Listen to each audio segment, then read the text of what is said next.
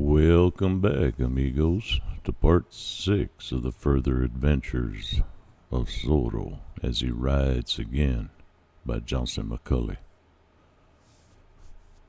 Barbados, who'd been drinking heavily of the rich stolen wine since the culmination of the fight with the caballeros and the crew of the trading schooner, had reached the stage where he was surly, mean, and dangerous. The sensational escape of Senor Zorro had been as oil poured upon the flames with the pirate chief. He roared and cursed like a fiend after Captain Ramon had ridden away in pursuit, cuffed some of his men aside and out of the way, and then stood with his fists planted against his hips, his feet wide apart, a black look on his face, his tiny eyes glittering ominously as he glanced toward the adobe building wherein the caballero prisoners were being quartered. Sanchez and the others who knew Barbados best had been busy keeping out of his way and so escaping trouble. But now Barbados bellowed loudly for his lieutenant, and Sanchez was forced to disclose himself. He approached his chief warily, ready to turn and run if Barbados was in a belligerent mood, but he saw at a glance that what wrath Barbados was enjoying was not directed toward his second command. "Sanchez, fiend of fiends," he shouted, "by my naked blade, it is in my mind that we're growing weary because of lack of sport." "Then we must have sport," Sanchez said. "If you're anything to suggest." "We have prisoners," Barbados remarked, licking his thick lips, "and it is possible that a little torture would not be amiss. Say roasting at the stake for one of those high-born caballeros whose blood is gentle." "Ha!" Sanchez grunted. "It's an excellent idea, if we draw at least one man's agony out. The drawing out of this agony can be accomplished without a great deal of trouble," Barbados declared. "We'll make him squirm and squeal." "But there's an ambush to be prepared for soldiers," Sanchez suggested. "There'll be ample time for that at a later hour," replied the pirate chief. "It will take some time for those troopers to gallop out here from San Diego de Alcala. We can fight better if we have more wine to drink and some sort of sport to watch before giving battle." "And which of the caballeros shall be roasted?" Sanchez wanted to know. "All of them are valuable men from a standpoint of ransom." "Ha! One can be spared," said Barbados. "Not a man in the adobe but has very rich relatives. What sum we lose from the one we roast can be fastened to the others. We'll force them to gamble and decide the victim themselves." "That's a happy thought. Come with me and fetch half a dozen trusted men along." Barbados, having arrived at a decision, started straight for the adobe building as Sanchez shouted to some of the men nearest. The pirate chief unfastened the outer door and entered with the others at his heels. Then he unlocked the inner door and threw it open. The caballeros were sprawled about the room, talking to one another in low tones, and they turned and looked at Barbados as he stood before them, much as the men might have looked at an intruder. Scorn was in every face, and the pirate chief was quick to notice it. "So you raised a din and attracted our attention, and thus aided Senor Zorro to escape," Barbados accused. "It is in my mind that there must be some punishment for that." The caballeros turned from him again and began talking to one another once more, as though Barbados had not even addressed them. He growled a curse low down his throat and took another step toward them, glaring ferociously. "I have here a pack of cards, properly shuffled," Barbados said, his glare changing to a fiendish grin. "I'll put them on this bench, and you prisoners will form into a line, walk past the bench, and each draw a card. The man who draws the first deuce will be the victim." "Victim of what?" one asked. "Of torture," Barbados roared. "The stake, roasting. My men demand sport, and I am the one to give it to them." "It is an even thing for you. The gods of chance will decide." "And suppose, Senor," said Don Andre Ruiz, stepping forward with a great deal of sarcasm and scorn in his manner, "that we do not care to play your game." Ha! The solution of difficulty is easy if you do not, Barbados assured him. In such a case, since you seem to be the leader here, we'll torture you, and thereafter 2 others picked out at random. Death is close behind you, pirate. If you do this thing, Don Audrey warned. But you will not be here to see it if you're roasted first, the pirate chief reminded him. Line up, prisoners. Do caballeros shake with fear at such a time? Don Andre Ruiz took another step forward and sneered in the face of Barbados. Caballeros are not aware of the existence of such a thing as fear, he declared. If there is no other way, put down your pack of cards. But if you have courage and the spirit of fair play, let me fight it out with any 2 of your crew of fiends, a dagger against long blades. Do I resemble a fool? Barbados requested to know. Have I but half a mind? Run a needle's chance when we have you powerless already? Ha! A caballero might do such a fool thing, but I am not a caballero. Blind man could see that, Don Audrey retorted. Ha! More of your insults, and I'll roast a lot of you. Line up. Here are the cards. Barbados put the greasy pack down on the end of the bench and stood back, folding his great arms across his chest. Don Andre Ruiz glanced around his comrades and began forming the line. Sergeant Gonzalez, feeling a bit out of place, dropped back to the end. And then the line moved forward, and the first man turned the card and saw that it was a 10 and passed on.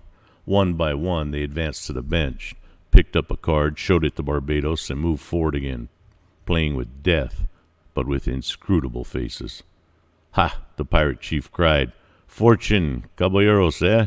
But one of you must draw the deuce soon, and then my men will have some rare sport. We'll see whether a caballero of gentle blood will squeal and squirm when in the hot flames are licking him. We'll let the women torment him first, and then the children. Well, ha!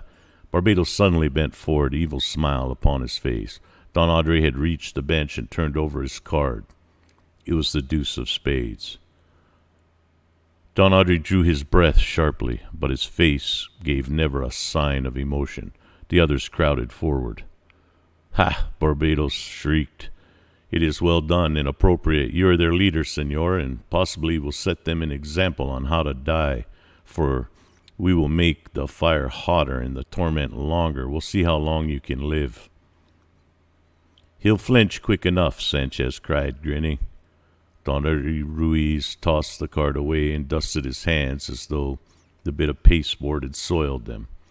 Then he raised his head proudly and looked Barbados straight in the eye. How soon? Don Audrey Ruiz asked.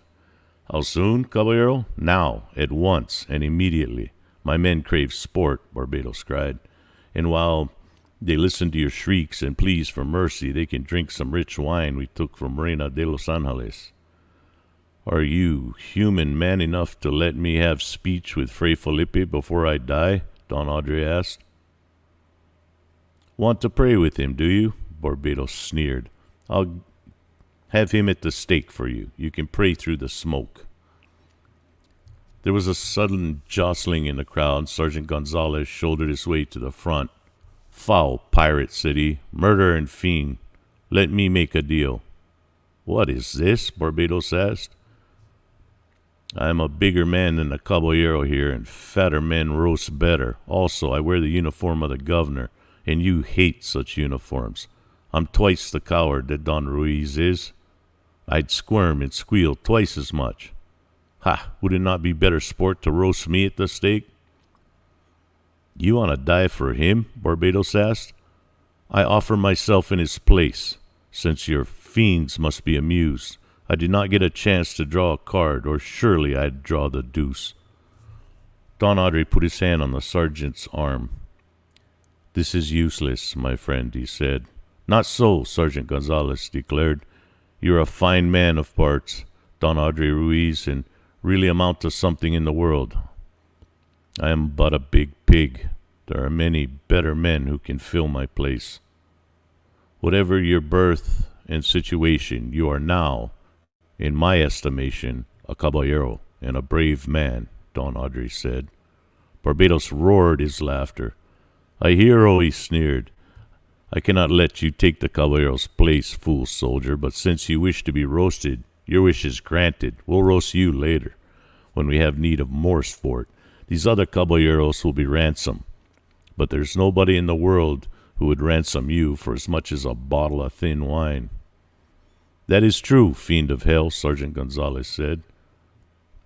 "But it's not true," Don Andre cried, his face lighting. He whirled to confront the other caballeros. "Friends, promise me this last request. Have your people make up a purse and ransom this soldier," he said. "He has been the friend of Don Diego Vega for years. We used to smile at that peculiar friendship, but now I understand. The sergeant also is a man of parts, and Don Diego realized it when we were blind. A last handshake, then." They surged toward him. Barbados and his men stepped back to the door and waited. There was an evil grin on the face of the pirate chief again. The gods of chance were working in his favor, he felt, when they had delivered this caballero into the hands for his evil purposes. "Come on, senor," he ordered. "It is not gentlemanly to keep my men waiting long for their fun." Don Andre Ruiz shook his hands of his friends and the last time, and then he turned away. They let him out and closed and barred the door again. They conducted him through the front room into the open, first binding his hands behind his back. "If you're a human being, let me see Fray Felipe," Don Andre asked. "I'll have him beside the stake," Barbados promised. "He can mumble over all you like." Some of the pirates were shouting the news of what was to occur. Men came running from every direction, shouting and laughing, waving their bottles, determined to see how the caballero would die. Women and children hurried from their huts. The stake was ready, for it often had been used before, both the prisoners and for pirates. It was a favorite method of Barbados had for punishing traitors and those he deemed guilty of breaking some of the many laws that he laid down. It stood near the sea, a long metal bar upright in the soil, the debris of many fires scattered around it, and it was half buried in the shifting sand. Already some of the men were hurrying toward the stake with fuel. The women and children were shrieking insults at the condemned man.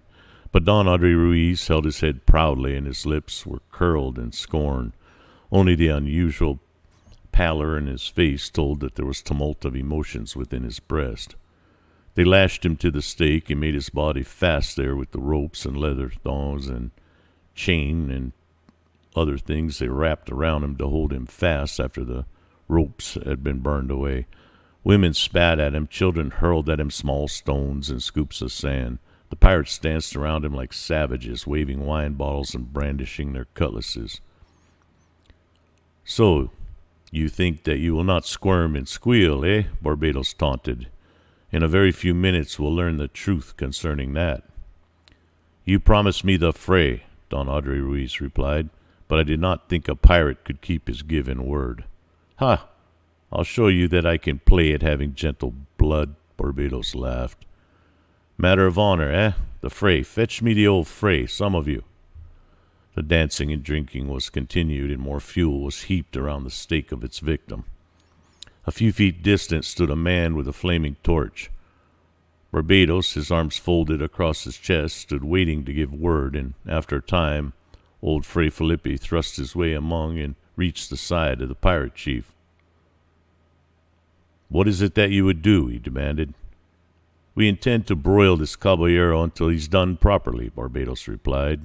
"Being a pious soul, he has the need of a priest before he dies, so we have sent for you." Fray Felipe knew that there was small chance of an argument here. Ordinarily, Barbados was exceedingly superstitious where a man of the church was concerned, but now wine had given him false courage. If Fray Felipe saved Don Andre Ruiz, now it would not be through an appeal to the heart of Barbados. And so Fray Felipe did a peculiar thing, a thing that startled them all, and Don Andre most of all. He threw back his gray head and laughed. Barbados blinked his eyes rapidly, and Sanchez swore softly beneath his breath. Had the Fray gone insane suddenly? Where's his wits wandering to? It was a horrible thing to see an old Fray laugh like that. So it is as I expected, Fray Felipe declared. I had thought for a moment, Barbados, that you were a pirate leader in truth, a general with brains, but you play the boy. How is this? Barbados cried. Traders play with you, and you walk into traps. You and your fiends spend time at such cruel sports as this while your enemies are preparing to annihilate you. Fray, what is your meaning? Are you blind? Fray Felipe asked. Are you an utter and simple fool? You've put your confidence and trust in this Captain Ramon, and at this moment he's riding back from San Diego de Alcala at the head of troopers, perhaps. Ha! I know it, Fray. He's leading the soldiers into an ambush. So, you are such an easy dupe, Fray Felipe said. I know his plans, and so does the little senorita. You'll form your ambush at the head of the canyon, and he will lead the troopers around it and attack you in the rear, cut you off from your camp, and annihilate you. By doing that, he'll save his face and gain favor with the decent men and women and the governor. He'll claim that he saved the senorita and ask her in marriage, get her for a bride without cutting himself off forever from honest men. A man who can be a traitor to one cause, Senor Pirate, can be a traitor to the other. Lies, Barbados thundered. They're not lies, Fray Felipe declared, and you're playing here when you should be preparing for battle. Easy victims you'll be for the troopers. Barbados seemed to hesitate. There was a quality in the Fray's words and bearing that indicated truth. Then there came a woman's screech, and Inez thrust herself forward. The old Fray speaks the truth, she declared. I overheard the Commandante talking to the senorita. He told her that he was tricking you. By my naked blade, Barbados swore. He's doubly a traitor, the woman screeched. I would not trust him. Make ready to fight the soldiers. Do not get caught in the trap. The man at the stake can wait. It will not hurt him to be bound there for the immediate time. Barbados suddenly seemed convinced. He began shouting his commands, and Sanchez echoed them as usual. Men also ran to get their horses and weapons. Catch me in a trap, Barbados cried. I can arrange a trap myself, and not in that damn canyon. He rushed away, shrieking more orders. Don Andre Ruiz, fastened to the stake, is forgotten for a moment. Fray Felipe approached him. It was the only way, caballero, the gentle Fray said.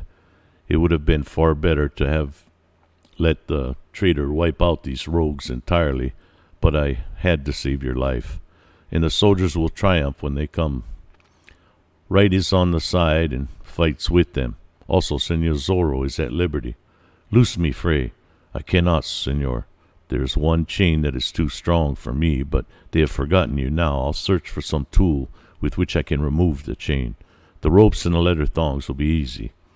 Fray Felipe bowed his head and shuffled away. Don Andre Ruiz remained lashed to the stake.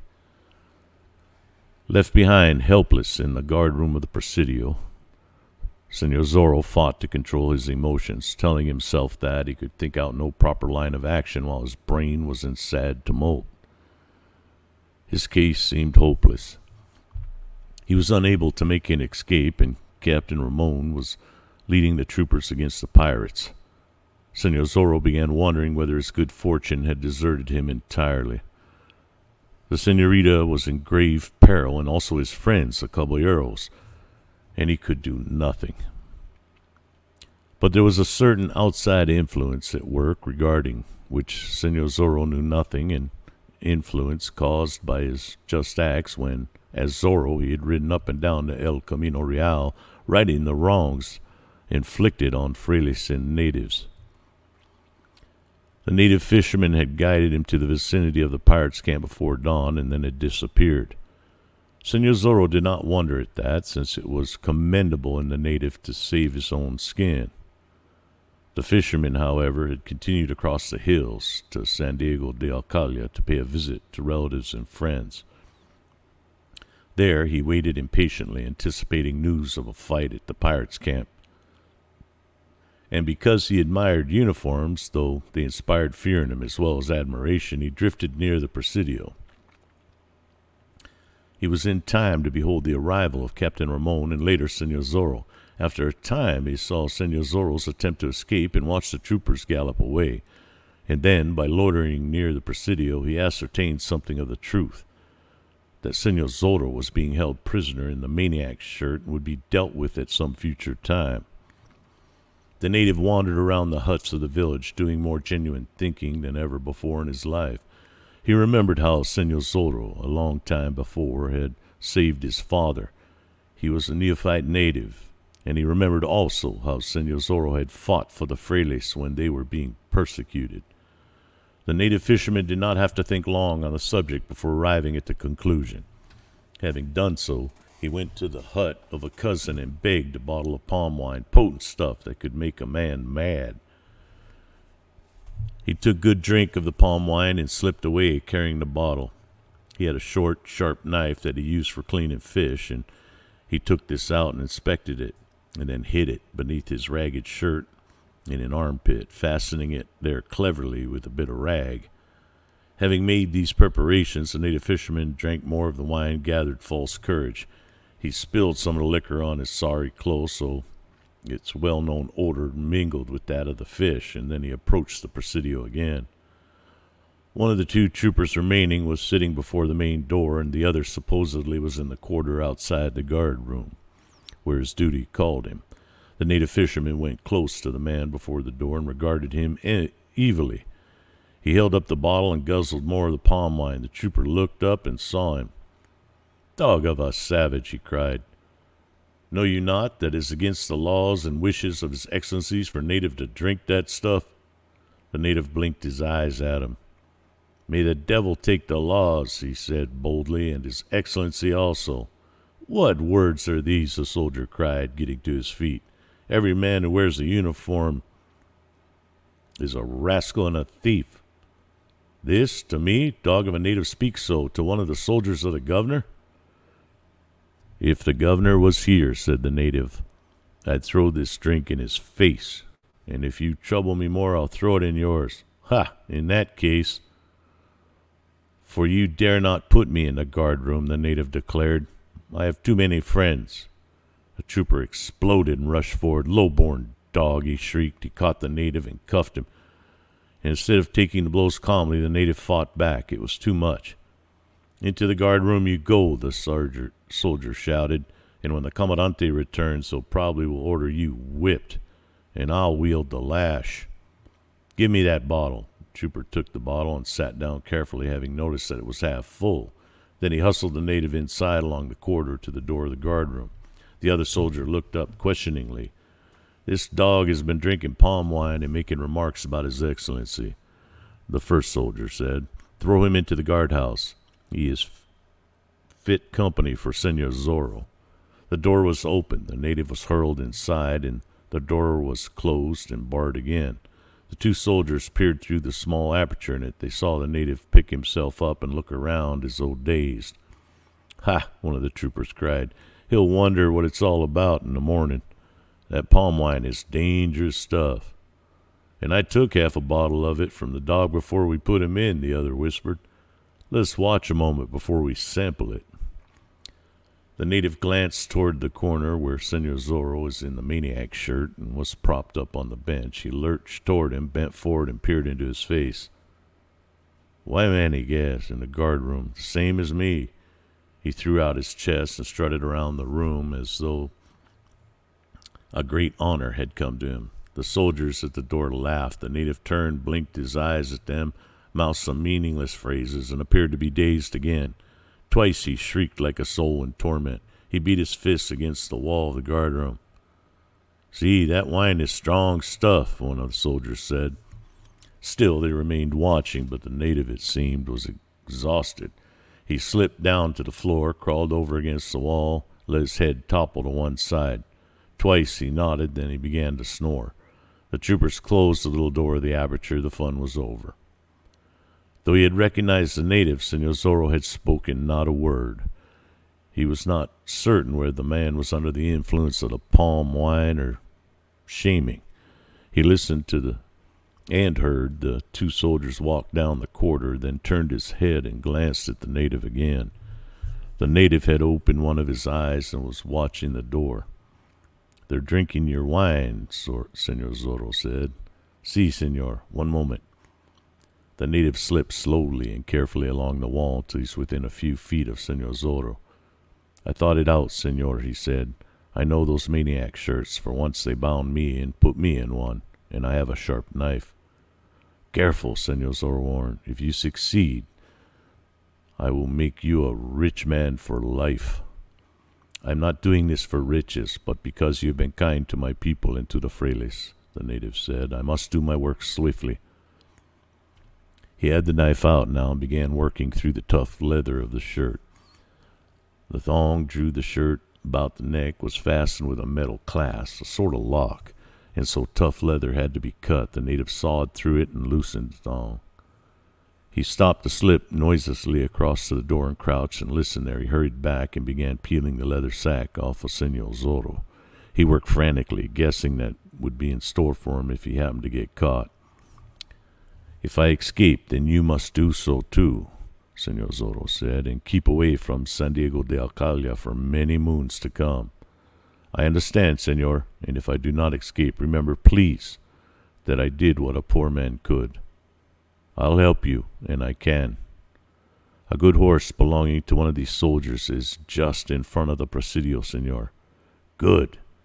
And some daggers are in the leather boots near the front door on the wall." "Again, good," Senor Zorro said. The native slashed at the last of the bonds, and Senor Zorro stood and moved his limbs to restore circulation. Then he motioned the native toward the door. "Stand on one side," Zorro directed, "and shriek as though you're being killed." The native shrieked. Senor Zorro himself felt shivers run up and down his spine at those blood-curdling shrieks. The two soldiers listened and then hurried back toward the guard-room. They opened the little aperture in the door. They saw neither of the prisoners, but they did see the empty maniac shirt in the corner of the room. And they did what Senor Zorro had judged they would do, unlocked and opened the door and rushed inside. Zorro hurled himself upon the first and floored him, rolled inside just in time to escape the rush of the second, delivered a blow that laid the second on the floor unconscious, got the dagger from the soldier's belt, whirled to take the rush of the first, now upon his feet again. "Fly," he ordered the native, but the fisherman stood just out the door, waiting to see the outcome. Senor Zorro had no quarrel with the soldiery and did not want to wound the trooper, but it was demanded of him that he make an escape quickly as possible and make certain that he could not be followed for some minutes. And so he rushed his man with the dagger, and the other gave wound and put himself on guard. Then suddenly Senor Zorro whirled and rushed backward instead of attacking, darted through the door, slammed it shut, and shot home the bar. Inside were the two soldiers. "Senores, adios," Zorro said at the departure. "I regret that you cannot accompany me to see the fighting." "For this," one of the imprisoned troopers began. "Have you ever seen this one?" Senor Zorro asked, and he slammed the shut door. Laughed loudly, saw the native fisherman was free and ran like the wind down the corridor through the front door and into the sunshine. A moment later he was in the saddle, galloping like a madman in the wake of Captain Ramon and the troopers. Captain Ramon, riding with the lieutenant at the head of his soldiery, considered his plans. The captain had told Barbados how to arrange the ambush at the head of the canyon. He was expected to lead the troopers around the ambush and not to the rear, cutting the pirates off from their camp and either exterminating them at once in the canyon or driving them up into the open where the troopers could ride them down one by one. Captain Ramon knew, of course, and naturally, that the pirates would be watching the advance. But just at the mouth of the canyon, Captain Ramon could lead the soldiers swiftly to one side and reach the rear before the pirates could understand the maneuver and hasten back to protect themselves. He had not the slightest doubt regarding the outcome. The troopers were about equal in numbers to the pirates, and while the latter would fight desperately, knowing that capture meant the hangsman rope for them, the troopers were seasoned men who had been through several native uprisings and knew how to handle themselves in battle. The soldiers had a few pistols, but they were not to be depended on so much as the blades in hand-to-hand conflict. The pirates had a few firearms also, but they lacked the ammunition. It would be swords against cutlasses for the greater part, Captain Ramon knew the advantage would be with the troopers' swords. As to his own part, Ramon realized, well, that Barbados would recognize the treachery at once, and so there would be no protection for him, the pirates, after Barbados had passed the word to get him, and Ramon would have to fight with the soldiers as a loyal officer. But he did not doubt the outcome of the combat, and so felt secure. They rode swiftly in perfect military formation along the dusty highway, presently turned off and galloped across the rolling country toward the sea. Now they proceeded with caution. Flankers out, but they did not slacken the speed. It was mid-afternoon. They wanted to do their work before nightfall. They approached the mouth of the canyon, and Captain Ramon shaded his eyes and peered ahead, but could see nothing human. The pirates were under cover, he supposed, waiting for the troopers to ride down into the narrow canyon and so into a trap from which they could not escape.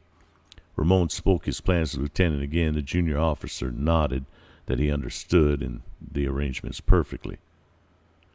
They came to the canyon's end, but swerved suddenly toward the right and galloped along the rim and up the gentle slope, the last reaching the sea. Captain Ramon expected to hear roars of rage from the canyon, but he did not. He almost chuckled. Barbados evidently supposed that the Commandante was playing a trick, and he took it for granted. They reached the crest of the slope and pulled up among the trees, looked down upon the pirate camp. A few women and children were running about, but they could see no men. Down the slope, then turned and galloped back toward the canyon, Captain Ramon instructed. Thus we take them in the rear, and we have the rogues at our mercy. How do you know that they're in the canyon? The lieutenant asked with a quick suspicion.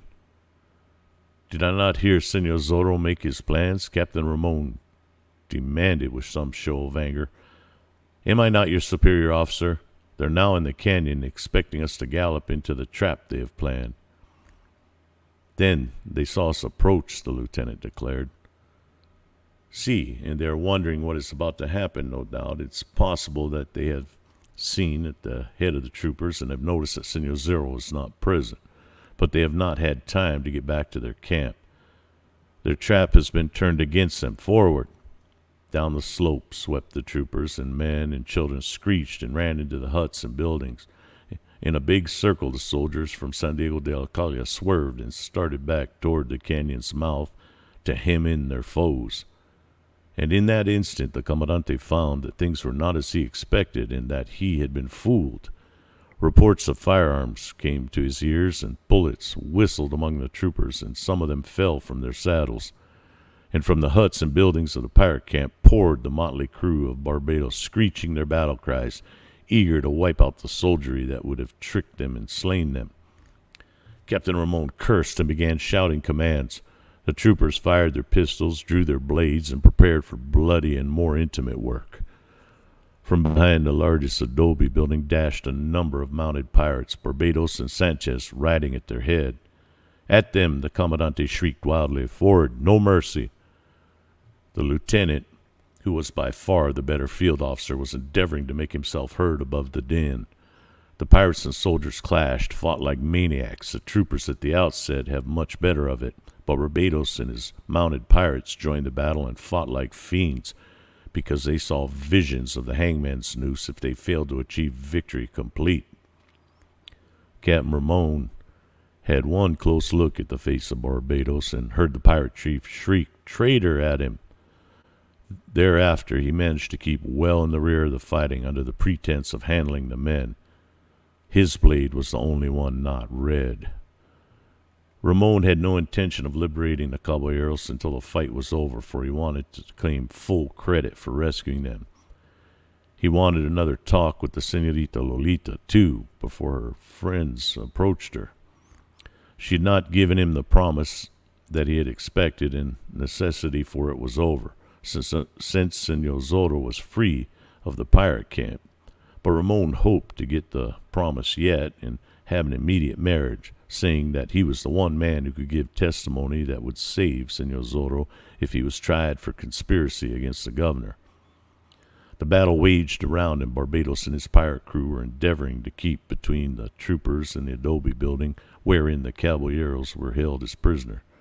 The caballeros were crowding at the little windows watching the fight. Don Andre Ruiz was still bound to the stake, for the Fray Felipe had been unable to reach him before the fighting began, and now the aged Fray was busy with wounded men. The senorita was under close guard of a single pirate appointed to the task by Barbados. She was in one of the buildings, and Captain Ramon did not know where to find her. Convinced of the Comandante's treachery, Barbados had no thought of letting him get possession of the senorita. She could be held for ransom, the pirate chief decided. Back and forth across the open space, up and down the sandy beach, the fight progressed. Here groups of men were battling like fiends. Here one pursued a lone enemy. The women and children were keeping in the huts. "Fire the place," Captain Ramon was ordering. "Burn them out." Some of the troopers were quick to do his bidding.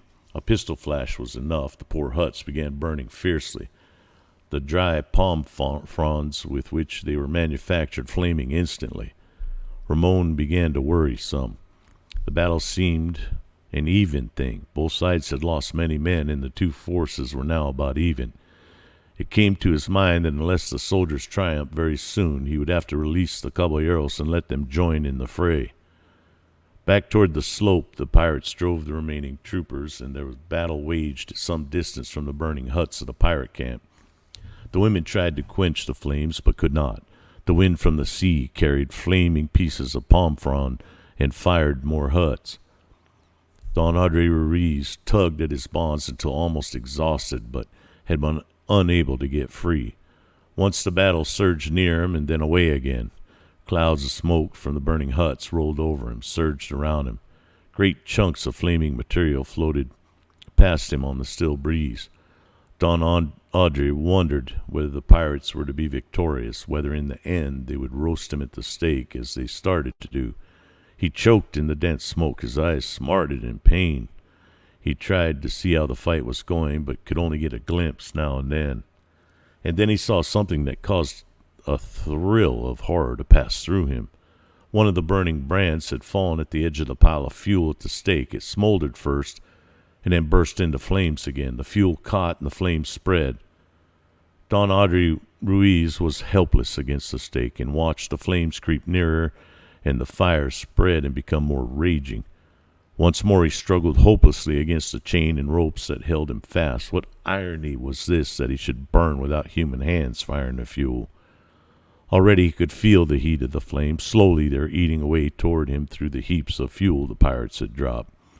Soon they would touch him. Smoke and fire would engulf him, and later men would find naught but his charred remains. Senor Zorro thanked his saints that the horse he had seized from in front of the Presidio at San Diego de Alcala was a noble animal of endurance and speed.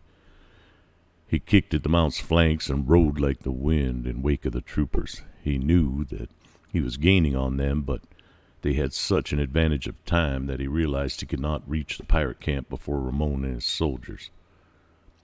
As his horse negotiated the last slope before reaching the sea, Senor Zorro could hear, coming from the distance, the din of battle. He stopped his mount in the fringe of the trees and looked down upon the scene. The soldiers and pirates were fighting hotly at some distance from the building. The huts were ablaze. Women and children were trying to escape into the brush. These things Senor Zorro saw at a glance, and also that the fight was an even one, with the advantage to neither force. He ascertained that the caballeros were still prisoners. Only at the moment he hesitated, and then he kicked at the horse's flanks again and raced the animal down the slope. The fight chose one side of him, and so he encountered neither soldier nor pirate. He had a glimpse of Ramon in the distance, and believed that Ramon saw him in turn. He rode wildly among the blazing huts, and so came to the adobe building where the prisoners were housed. Senor Zorro sprang from his horse and dashed into the building with a metal bar. He broke the lock of the inner door and then shrieked at the caballeros that they were free. "Follow me to your weapons," he shouted. "Fight with the troopers against the pirates. Catch me this renegade traitor of Ramon. Remember, Ramon is mine." They answered him with glad shouts and rushed at his heels out of the building toward the hut where the captured weapons had been placed, and before which there were no guards now, the roof of the hut already blazing. Senor Zorro kicked open the door, dashed inside, and began tossing out swords. The caballeros rushed forward, shouting as they claimed their weapons. Zorro dashed outside again, his own beloved blade in hand. Already the caballeros were running toward the fight. "Zorro, by the saints!" was the bellowing voice of Sergeant Gonzalez that hailed him. "What is this talk of my captain being a traitor?" "He is," Zorro cried. "He was in league with the pirates and then turned against them. He's a double traitor. Forward, Sergeant. Use your blade well, Ruiz." "Where is Ruiz?" "The devils took him out to roast him at the stake," the sergeant replied. "That was long before the fighting began." "To roast him?" Senor Zorro gasped. "Let me add a pirate," the sergeant bellowed, dashing away. "There are scores to settle." Senor Zorro, his heart sinking within him, peered around through the smoke, and then hope flamed within him again, for in the distance he saw Don Andre Ruiz, the flames leaping around him. Senor Zorro ran swiftly through the billows of smoke toward the stake. Don Andre's clothing was already being scorched. He had turned his head away from the smoke and the heat, fighting to the last to keep from drawing deadly flame down into his lungs, and his eyes were closed. He did not see the swift approach of Senor Zorro and did not guess the rescue was at hand until he heard Zorro's voice. "Andre," he cried. "Andre, speak to me. If the fiends have slain you—" Don Andre Ruiz opened his eyes and smiled, and Senor Zorro smiled in reply. Then he kicked away the burning fuel and leaped toward his friend. "You're just in time," Don Andre said. "I'd given up hope, Diego, my friend." "A moment, and I'll have you free." He tore away the ropes and leather thongs and worked frantically at the heavy chain, which was hot to the touch. He was alerted, on guard as he worked, but the fight did not approach him. The caballeros had joined in, he saw, and the pirates are being cut down and some taken prisoner. And finally the heavy chain fell away. Senor Zorro helped Don Andre a short distance from the stake and thrust a sword into his hand. "Remember, Ramon belongs to me," Zorro said. "Let us take him alive." Afoot they dashed across the open space toward the edge of the fight, but they looked in vain for the comandante. He was not in the saddle, nor was he dead or wounded or on the ground. "Find him," Zorro cried. "He'll be trying to get the senorita away." They ran toward the adobe buildings to commence their frantic search. They watched the slope and the beach in either direction, half expecting to see the comandante carrying Senor Lolita away on his horse. "Find him. We must find him," Zorro screeched. "With me, Audrey, my friend. She may be in one of the burning huts." And so they rushed through the smoke, calling, searching, and fear in their hearts. Sergeant Gonzalez was looking for his captain also. The sergeant told himself that he was in a quandary. His commander and his friend, it appeared, were fighting each other, and the sergeant could not be loyal to both. He bellowed a challenge and engaged the pirate in combat, took his man and rushed on. He dodged a charging trooper, almost ran him down, darted around one of the blazing huts, and came upon a scene. Fray Felipe, attended to the wound, has risen from the ground beside one to find a pirate rushing toward him in flight. The man stumbled and fell headlong, and from the sash he wore about his middle there fell something that flashed and glittered in the sun. Fray Felipe gave a cry and rushed forward. He had seen his beloved sacred goblet. There was no escape for the pirate. When he regained his feet, he found the old Fray standing before him. "Beast and fiend," Fray Felipe said, "give it to me." "Ha! Would I not be a fool to do so?" the pirate challenged. "One side, Fray. One side or you die." The other raised his cutlass to strike, but Fray Felipe could not be driven back by such means while the sacred goblet was in the possession of another. "Give it to me," commanded. "One side." Fray Felipe took a quick step forward and jerked the goblet from the other's hand. The pirate cursed and darted forward again. Fray Felipe caught the descending arm. Back and forth they struggled, and Fray dropped the goblet to the ground again.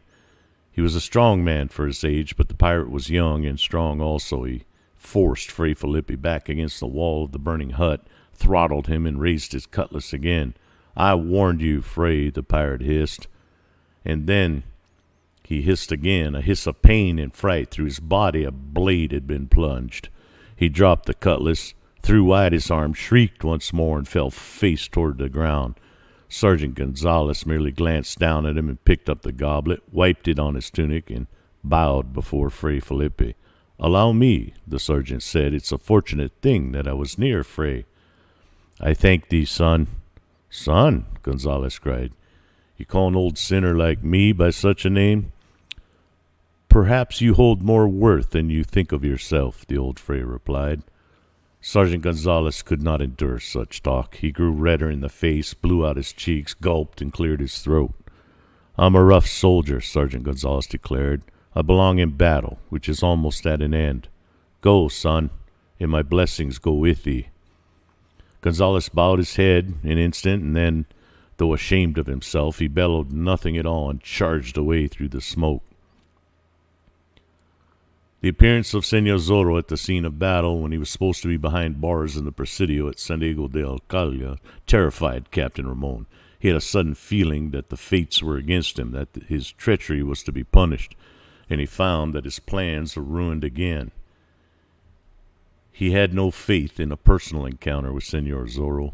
Something seemed to tell him that such would result in fatality for himself, and he had small faith in proving Senor Zorro a traitor after the fight, and a great fear that Zorro had some of the captured pirates would, on the other hand, prove him to be one.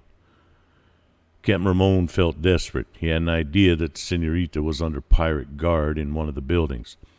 He'd make his way around the guards and get to her, and decided ride away with her from the camp and the scene of the battle. He could say afterward that he believed the pirates were to be victorious and that he wanted to rescue Senorita while yet there was time. Possibly he could make them believe that he departed before he saw the caballeros released and the tide of battle turned.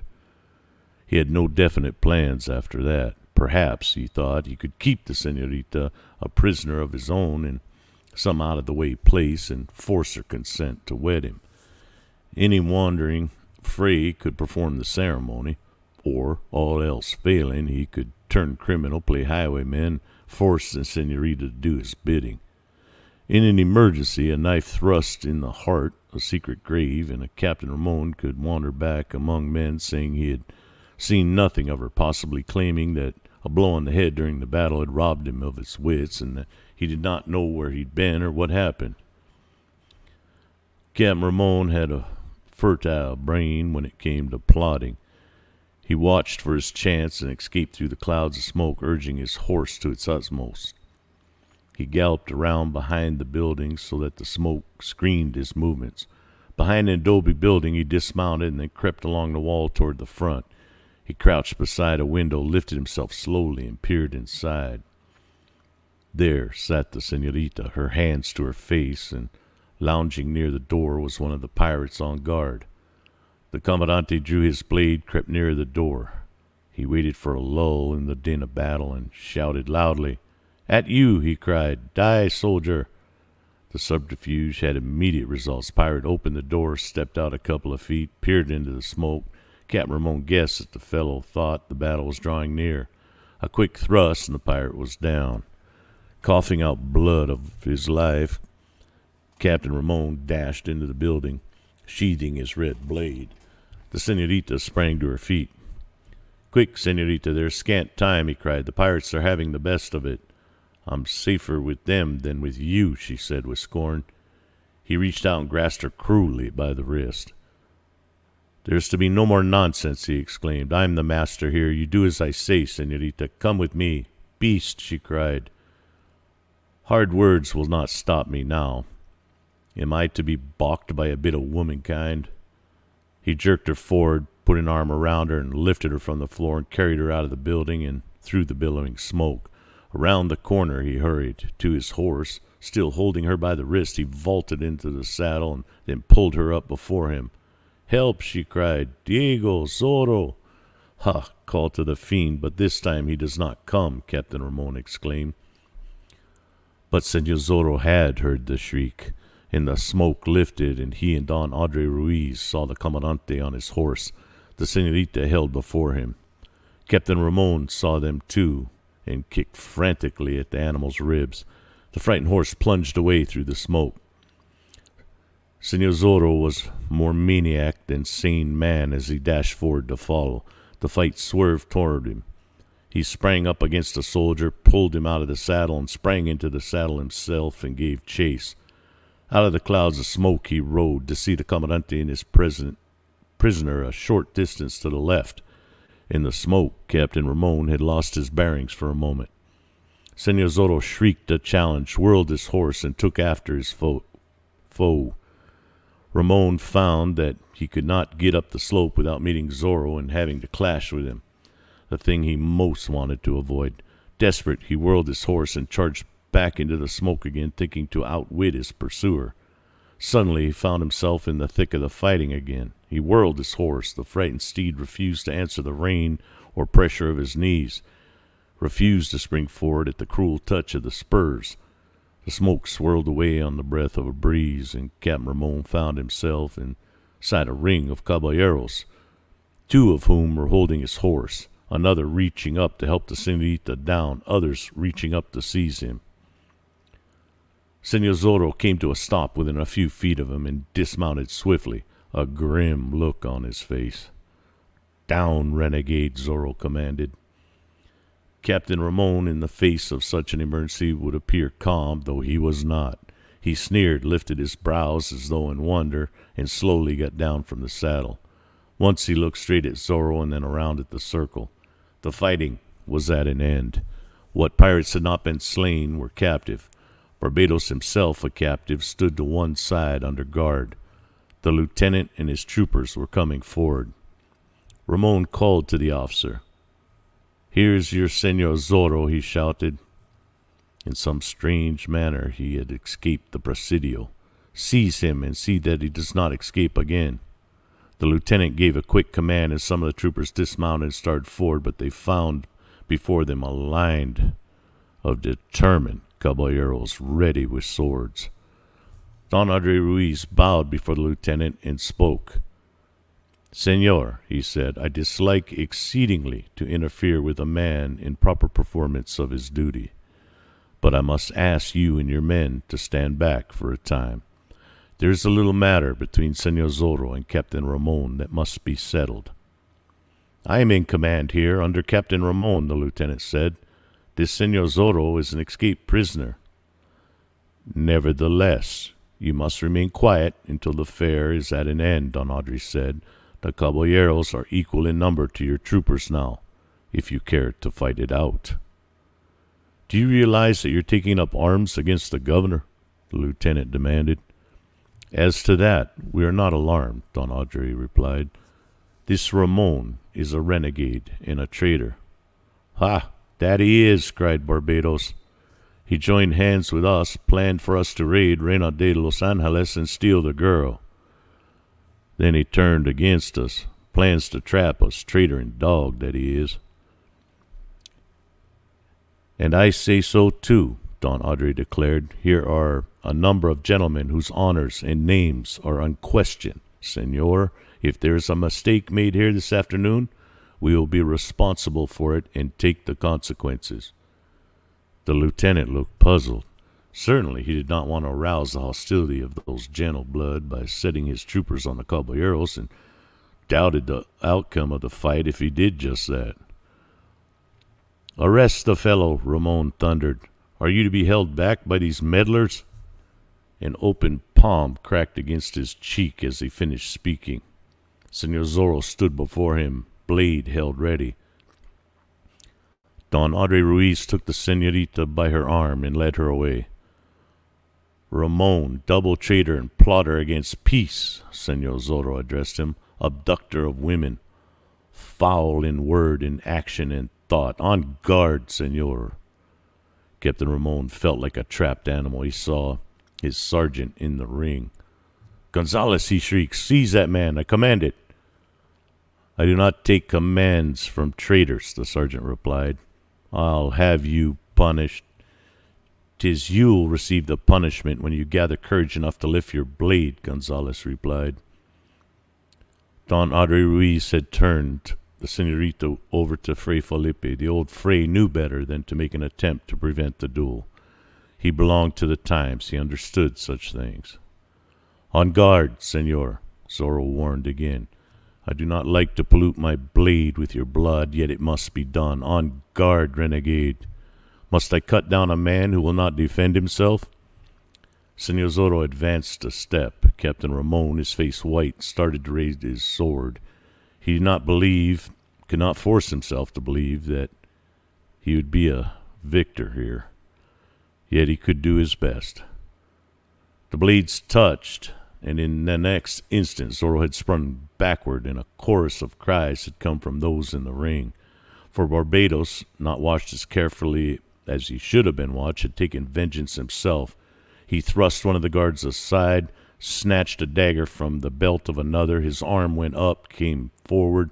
The dagger whistled through the air and lodged it in Captain Ramon's back, the point going through his heart. "That for a traitor," Barbados cried. "Since I must be hanged, let me settle accounts first. Senor Zorro, you're a man. I, who have fought you, say it. Your blade is true, senor, to be buried in a foul carcass such as that." The moonlight came again, touching the sea with glory and showing the trading schooner running up the coast before the breeze. Those of the crew who had been left aboard handled her well, and the caballeros gave aid. Away from the scene of the carnage, the little ship rushed, the water hissing at her bows. Fray Felipe was polishing his beloved goblet. Don Andre Ruiz and his caballeros were dressing their hurts in the cabin. Big Sergeant Gonzalez was wandering on the deck. The sergeant stopped near the rail, leaned against it, looked over the sparkling sea toward the dark line that indicated the land. Voices came to him, the voices of Zorro and the little senorita. "The sword of Zorro. Let us hope that it has a long rest," the senorita said. "A long rest," Senor Zorro echoed. "As soon as we are in at Reina de los Angeles, we'll be wed by Fray Felipe." "Si," she said softly. "Then years of happiness and peace." "Si." "Yet I am not sorry for what has happened," said Senor Zorro. "It has brought us closer together. Peril knits hearts, senorita. Once, when I thought you were dead," Sergeant Gonzalez observed a suspicious silence at this juncture. He raised his head and peered through the gloom around the mast. He could see nothing at all save the inky darkness there. But he heard a sound that needed no translation. It was the sound of a kiss. "Meal mush and goat's milk," said the sergeant with a big laugh.